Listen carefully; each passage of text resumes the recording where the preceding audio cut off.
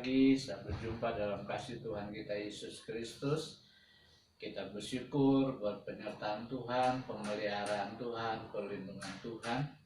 Bahkan kita bersyukur kita sudah masih diberikan kesempatan untuk mendengar firman Tuhan lagi pada pagi hari ini.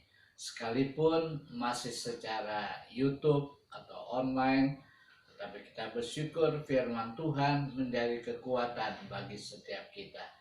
Mari sebelum kita mendengar firman Tuhan, saya ajak saudara, Bapak Ibu, saudara yang kasih Tuhan, kita berdoa terlebih dahulu. Mari kita berdoa. Terima kasih Tuhan buat nafas hidup yang Tuhan masih berikan kepada kami.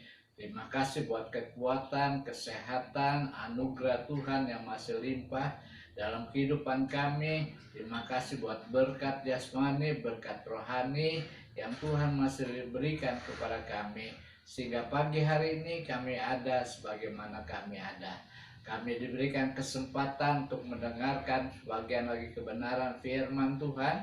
Urapi hamba-Mu yang akan menyampaikannya dengan urapan yang daripada Tuhan sendiri.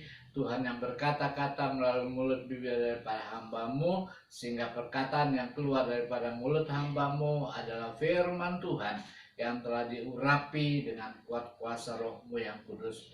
Berkati jemaat-Mu, berkati saudara-saudara kami yang mendengarnya.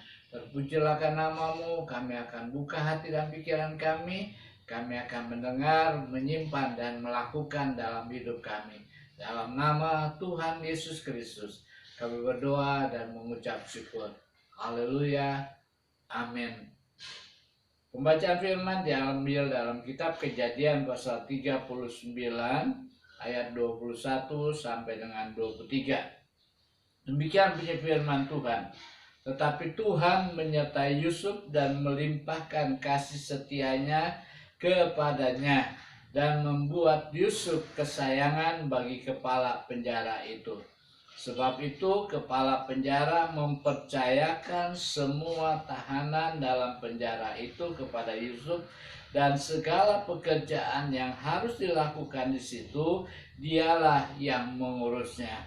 Dan kepala penjara tidak mencampuri segala yang dipercayakannya kepada Yusuf, karena Tuhan menyertai dia, dan apa yang dikerjakannya dibuat Tuhan menjadi berhasil.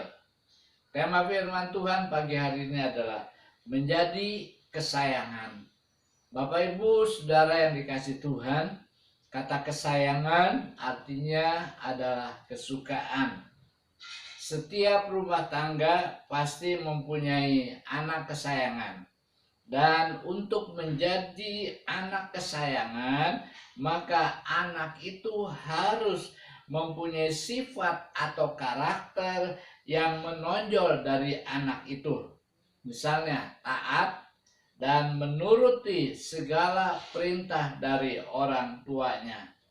Juga anak itu rajin, bahkan menjadi anak yang pintar di sekolahnya dalam pelajarannya. Kalau sifat-sifat itu dimiliki oleh anak itu, maka pasti orang tuanya akan membuat anak itu menjadi kesayangan. Demikian juga pertanyaannya pada pagi hari ini adalah, bisakah saudara dan saya menjadi kesayangan Tuhan? Bisakah saudara dan saya menjadi kesayangannya daripada Allah sendiri? Pertanyaan ini harus kita jawab. Dan haruslah kita mengakui bahwa kita ingin atau rindu menjadi kesayangan daripada Tuhan. Sebagaimana Yusuf telah menjadi kesayangan daripada Allah, dan Yusuf menjadi kesayangan orang-orang yang ada di sekitarnya. Apa yang membuat Yusuf menjadi orang yang menjadi kesayangan Allah dan menjadi kesayangan orang-orang di sekitarnya? Tentu ada hal-hal yang menonjol dalam kehidupan Yusuf. Demikian juga kita, saudara dan saya, kalau kita yang menjadi kesayangan Tuhan, maka harus ada sifat-sifat kita yang menonjol dalam kehidupan kita. Ada sifat-sifat kita yang paling baik yang ada, yang kita miliki dalam kehidupan kita. Kita akan belajar hari ini tentang Yusuf. Kenapa Yusuf menjadi kesayangan Allah dan menjadi kesayangan daripada orang-orang di sekitarnya? dan Yusuf mendapatkan berkat yang berkelimpahan. Yang pertama adalah Yusuf memiliki sifat menguasai diri. Dalam Amsal 16 ayat 32 berkata, orang yang sabar melebihi seorang pahlawan, orang yang menguasai dirinya melebihi orang yang merebut kota. Di dalam terjemahan bahasa Indonesia sehari-hari dikatakan tidak cepat marah, lebih baik daripada mempunyai kuasa, menguasai diri lebih baik daripada menaklukkan kota. Alkitab memberitahukan kepada saudara dan saya untuk bisa menjadi orang yang menguasai diri, maka perlu kita memiliki satu sifat, yaitu menguasai diri. Kata menguasai diri mempunyai arti. Yang pertama adalah kemampuan untuk menahan, mengekang, dan menjaga diri sendiri. Yang kedua, kemampuan untuk memimpin, mengatur, dan menata diri sendiri secara bijaksana. Kedua pengertian ini dimiliki oleh Yusuf. Yusuf bisa menahan, bisa mengekang dirinya, menjaga dirinya, dan memimpin, mengatur, dan menata diri sendiri. Sebelum mereka lakukan itu semua, maka dalam diri Yusuf harus ada hal-hal seperti itu.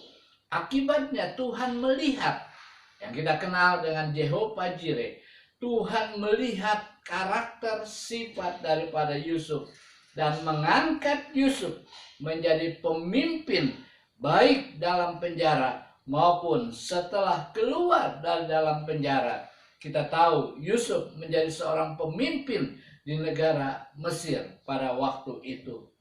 Yusuf bisa menahan, Yusuf bisa mengekang, Yusuf bisa menjaga diri dari hawa nafsu terhadap istri Potifar yang mengajak untuk tidur.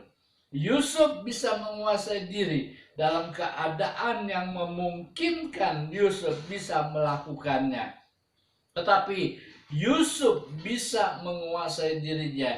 Dia tidak terpengaruh oleh ajakan, oleh rayuan istri daripada Potifar. Yusuf bisa berkata tidak terhadap apa yang tidak baik. Semua ini jelas bukan hal yang mudah, hal yang tidak gampang, hal yang sukar. Diperlukan fokus, diperlukan komitmen daripada diri seorang yang bernama Yusuf.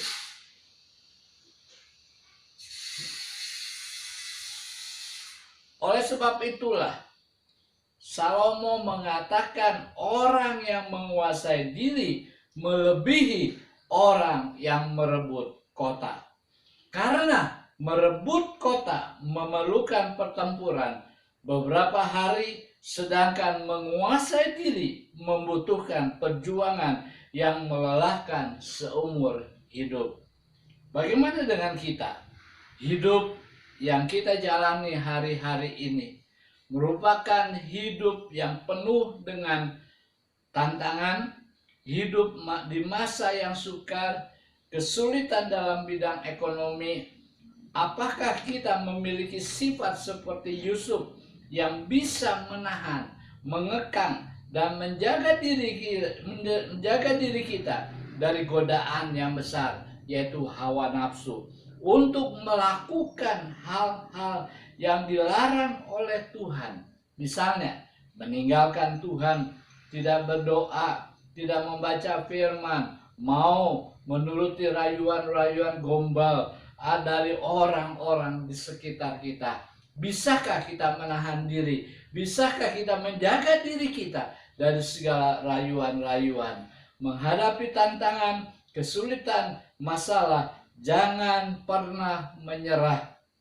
Tetapi tetaplah berjuang untuk bertumbuh dan penguasaan diri, dalam penguasaan diri saudara dan saya. Yakinlah Allah senantiasa menjadikan saudara dan saya kesayangannya dan menolong kita serta memberkati kita. Saudara yang dikasihi Tuhan, ada sebuah cerita dari seorang kaisar Mongolia yang bernama Genghis Khan yang sedang berburu. Ketika ia hendak mengambil air pada waktu dia berburu karena dia merasa haus, dia ingin minum dan mengambil air dari sungai yang airnya jernih. Pada waktu dia turun ke kali dan mengambil air itu, tiba-tiba burung Raja Walinya yang dimilikinya menabrak tempat airnya, sehingga tempat airnya jatuh. Genghis Khan ini kemudian mengambil tempat airnya yang terjatuh. Tiba-tiba burung Raja Wali itu lagi-lagi sengaja menabrak tempat air daripada Genghis Khan itu, sehingga dia naik pitam, dia marah, dan kemudian dia melakukan tindakan-tindakan yang konyol. Dia mengambil busur panahnya, kemudian memanah si burung Raja Wali itu sampai ia mati. Setelah ia mati, dia mungkin ada penyesalan tidak diceritakan, tapi kemudian dia berangkat. Dan ketika dia berangkat, kemudian beberapa saat dalam perjalanan yang cukup jauh, dia masih melewati sungai yang ada pada waktu itu. Dia merasa kehausan dan dia minta berhenti, dan ketika dia berhenti dia turun lagi ke bawah untuk mengambil air dari tempat air yang dibawanya. Namun apa yang terjadi? Ketika dia turun ke bawah mengambil air, dan dia kaget sekali karena pada waktu dekat air yang akan diambilnya itu, dia melihat sebuah bangkai binatang yang cukup besar sehingga membuat ia tidak jadi mengambil air itu.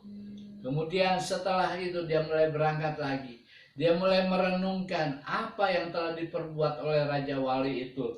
Ternyata Raja Wali itu mempunyai satu pelajaran, memberikan pelajaran kepada Genghis Khan bahwa kalau tanpa adanya burung Raja Wali, tanpa ditabraknya tempat air itu, maka dia mengambil air dari sungai yang kelihatan jernih, tetapi air itu sudah dikotori, sudah dicemari oleh bangkai binatang, sehingga selamatlah Genghis Khan itu dari hal-hal yang menakutkan. Gara-gara burung Raja Wali, akhirnya dia selamat. Namun karena dia tidak bisa menguasai diri pada waktu itu, sehingga dia membunuh burung Raja Walinya. Betapa pentingnya menguasai diri itu. Mari kita minta kepada Tuhan supaya Roh Kudus, supaya Tuhan memberikan kepada kita buah roh, yaitu penguasaan diri, supaya kita menjadi kesayangan Tuhan dalam hidup dan hidup yang diberkati. Yusuf menjadi teladan bagi kita. Dia bisa menguasai diri, dia bisa menahan hawa nafsu, dia tidak emosi, dia bisa menahan kemarahan, dia bisa melakukan segala sesuatunya karena dia bisa menguasai diri. Firman Tuhan berkata dalam Amsal 25 ayat 28, orang yang tak dapat mengendalikan diri adalah seperti kota yang roboh temboknya. Apakah saudara dan saya sudah bisa menguasai diri, menghadapi tantangan, menghadapi kesulitan, menghadapi masalah? Mari kita minta supaya kita menjadikan Yusuf menjadi teladan dalam hidup kita. Dia bisa menahan emosi, dia bisa menahan hawa nafsu, bisa menahan dirinya, sehingga berkat Allah turun atas diri daripada Yusuf. Yang kedua, kita dapat belajar daripada Yusuf. Kenapa? Yusuf memiliki hidup yang tegar. Yusuf memiliki hidup yang tegar. Di dalam Kejadian 39 ayat 8 dan 9 berkata, tetapi Yusuf menolak dan berkata kepada istri tuannya itu, dengan bantuanku, tuanku itu tidak lagi mengatur apa yang ada di rumah ini, dan ia telah menyerahkan segala miliknya pada kekuasaanku. Bahkan di rumah ini ia tidak lebih besar kuasanya daripadaku, dan tiada yang diserahkannya kepadaku selain dari engkau, sebab engkau istrinya. Bagaimanakah mungkin aku melakukan kejahatan yang besar ini dan berbuat dosa terhadap Allah? Saudara yang dikasihi Tuhan, ada perkataan mengatakan kejahatan terjadi karena ada kesempatan. Hal itu benar. Yusuf bisa melakukan kejahatan dengan melampiaskan hawa nafsunya terhadap istri Potifar. Tidak ada seorang pun dalam rumah tangga itu. Tidak ada manusia yang dalam rumah tangga itu. Tetapi di sini kita belajar, Yusuf bisa menguasai diri. Yusuf bisa memiliki sifat tambah. Yusuf tidak mau menurut hawa nafsunya dan menurut apa yang dikehendakinya, yaitu kehendaki oleh istri Potifar untuk tidur bersama-sama dengan dia. Mengapa Yusuf bersifat tegar? Jawabannya adalah Yusuf seorang yang bisa menguasai diri. Seseorang yang bisa menguasai diri, dia punya sifat sabar. Dia bisa menahan emosi dia, hawa nafsu dia. Sebab seorang yang bisa menguasai diri adalah berani berkata tidak kalau itu bukan bagiannya. Akibatnya Yusuf sekalipun di tengah bahaya yang besar, di tengah fitnahan dirinya, Yusuf tetap menguasai diri dan menjadi kesayangan daripada Tuhan. Saudara yang dikasihi Tuhan, di dalam sejarah gereja ada seorang yang bernama Polikarpus. Polikarpus pada waktu ditangkap dan kemudian diadili karena dia menjadi pengikut Tuhan, menjadi gembala jemaat yang ada di Smyrna. Ia disuruh menyangkal Tuhan. Kalau ia bisa menyangkal Tuhan dan mau menyangkal Tuhan, ia akan bebas. Ia disiksa, ia mengalami penderitaan, ia menghadapi kesusahan. Tetapi kita dapat belajar, Polikarpus tetap tegar, Polikarpus tetap bertahan, Polikarpus tetap berkuat menghadapi tantangan-tantangan. Polikarpus berkata, bagaimana mungkin saya bisa menyangkal Tuhan? Karena selama 86 tahun Tuhan tidak pernah mengecewakan saya. Tuhan tidak pernah mempermalukan saya. Tuhan tidak pernah meninggalkan saya. Bagaimana mungkin saya bisa menyangkal Tuhan yang begitu baiknya Tuhan dalam kehidupan kita? Dan akhirnya saudara, Polikarpus harus mengalami mati martir. Dia harus mati dibakar dan hidupnya menjadi berkat bagi orang-orang lain. Ada banyak orang yang menerima keselamatan Tuhan karena perbuatan daripada seorang yang tegar yang bernama Polikarpus. Kesulitan, masalah, persoalan dalam hidup menghadapi saudara dan saya hinggap dalam kehidupan kita. Penyakit yang belum disembuhkan oleh Tuhan kadang-kadang membuat kita menjadi lemah, kadang-kadang membuat kita tidak bersemangat, kadang-kadang kita lari daripada Tuhan. Tetapi hari ini, kalau kita ingin menjadi kesayangan Tuhan, apapun yang terjadi dalam hidup kita, kita harus tetap tegar.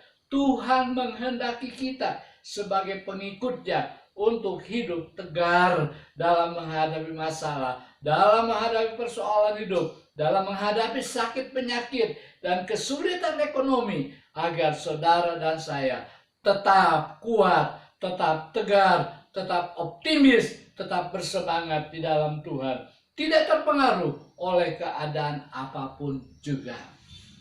Firman Tuhan mengatakan dalam Kisah Rasul pasal yang ke-27 ayat yang ke-22, tetapi sekarang juga dalam kesukaran ini aku menasihatkan kamu supaya kamu tetap bertabah hati, sebab tidak seorang pun di antara kamu yang akan binasa kecuali kapal ini. Ayat ini dikatakan oleh Paulus ketika dia menghadapi tantangan di mana perahu, di mana mereka tumpangi menghadapi godaan, menghadapi tantangan. Tapi Paulus menasihatkan supaya mereka tetap bertabah hati dan tegar karena tidak ada seorang manusia yang akan tenggelam dan mengalami kematian kecuali kapal ini. Kapal kehidupan kita mungkin sedang diombang-ambingkan oleh masalah, oleh persoalan, oleh pergumulan. Tidak kita perlu takut. Karena apa? Tuhan yang akan memberikan kekuatan kita. Tuhan yang akan memberikan pertolongan kita. Kita akan tetap tegar. Kita akan tetap tabah hati. Karena pertolongan kita datang daripada Tuhan. Tuhan melihat apabila kita bisa menguasai diri, Tuhan akan memampukan kita untuk kita tetap tegar, tabah hati menghadapi perahu kehidupan kita, menghadapi tantangan, menghadapi kesulitan. Yang ketiga, firman Tuhan mengatakan, kenapa Yusuf menjadi kesayangan daripada Tuhan? Karena Yusuf mendapatkan akibat daripada menjadi kesayangan Tuhan. Akibatnya, maka Yusuf menjadi seorang yang berhasil. Kejadian pasal 39 ayat 23 berkata, dan kepala penjara tidak mencampuri segala yang dipercayakannya kepada Yusuf, karena Tuhan menyertai dia, dan apa yang dikerjakannya dibuat Tuhan berhasil. Saudara yang dikasih Tuhan, Yusuf menjadi seorang yang selalu berhasil di dalam hidupnya. Sementara saudara-saudaranya sudah merasa bahwa Yusuf telah menjadi orang yang gagal. Yusuf telah menjadi orang yang mati karena ia adalah seorang budak. Ia dijual, dia harus mengalami masalah, dia menghadapi kesulitan. Tetapi bagaimana Yusuf menjadi kesayangan Tuhan, sehingga apabila Yusuf menjadi kesayangan Tuhan, di pemandangan Tuhan, Yusuf mendapat upah, Yusuf mendapatkan keberhasilan, Yusuf mendapatkan kasih karunia, anugerah yang besar yang datangnya dari Tuhan. Apa penyebabnya? Tuhan melihat Yusuf menjadi seorang yang berhasil dan membuat Yusuf menjadi orang yang berhasil. Karena Yusuf telah menjadi orang kesayangan Tuhan. Dan Yusuf telah menjadi orang yang dipercaya oleh Tuhan. Seseorang yang dipercaya oleh seseorang yang memiliki segala apa-apa dalam dunia ini. Dia akan mempercayakan, dia akan memberikan segala-galanya kepada orang yang dipercayanya. Orang tua yang baik, apabila melihat anak yang menjadi anak kesayangannya, maka anak itu akan mendapatkan sesuatu daripada orang tuanya. Orang tua yang memiliki anak kesayangan, pasti dia berani berkorban, pasti dia membuat anak itu untuk memiliki masa depan yang sungguh-sungguh ada, masa depan yang ceria, masa depan yang baik, karena dia menjadi anak kesayangan daripada orang tuanya. Demikian juga saudara dan saya. Kalau kita, saudara dan saya menjadi anak kesayangan Tuhan, menjadi kesayangan Tuhan, maka jangan takut. Gelombang, masalah, kesulitan, apapun yang terjadi dalam hidup kita, Tuhan akan membuat kita menjadi berhasil. Maliaki 3 ayat 17 berkata, mereka akan menjadi milik kesayanganku sendiri. Firman Tuhan semesta alam, pada hari yang kusiapkan, aku akan mengasihani mereka sama seperti seseorang menyayangi anaknya yang melayani dia. Kita adalah anak-anak kita adalah anak-anak Tuhan. Kita telah menerima Yesus sebagai Tuhan dan Juru Selamatnya, dan kita diberikan kuasa untuk menjadi anak Tuhan. Kalau kita menjadi anak Tuhan, maka mari kita mau belajar seperti Yusuf, menjadi anak kesayangannya. Hingga kalau kita sudah menjadi anak kesayangan Bapa yang di surga, yaitu Tuhan Yesus sendiri, sehingga apa yang dikerjakan oleh Yusuf, apa yang dihadapi oleh Yusuf, baik dalam rumah Potifar maupun di dalam penjara, selalu disertai oleh Tuhan, selalu disertai oleh Bapaknya, yaitu Allah di dalam Tuhan Yesus Kristus. Kita adalah anak-anak Tuhan karena kita sudah menerima Kristus sebagai Tuhan dan Juru Selamat kita. Kita sudah mengikuti Dia, sudah belajar untuk memiliki ketaatan, dan kita mau menjadi anak kesayangan Tuhan. Sehingga kalau kita menjadi anak kesayangan Tuhan, Yakin dan percayalah, apa saja yang kita buat, apa saja yang kita kerjakan akan mendatangkan keberhasilan. Di tengah situasi yang sulit, di tengah keadaan masa yang sukar, kita nggak perlu takut karena kita punya Bapa yang menyayangi saudara dan saya, karena kita menjadi anak kesayangannya. Sebab itu mari kita mau belajar untuk menjadi anak kesayangan Tuhan. Saudara yang dikasih Tuhan, Tuhan telah memilih dan Tuhan menetapkan kita sebagai anak-anaknya.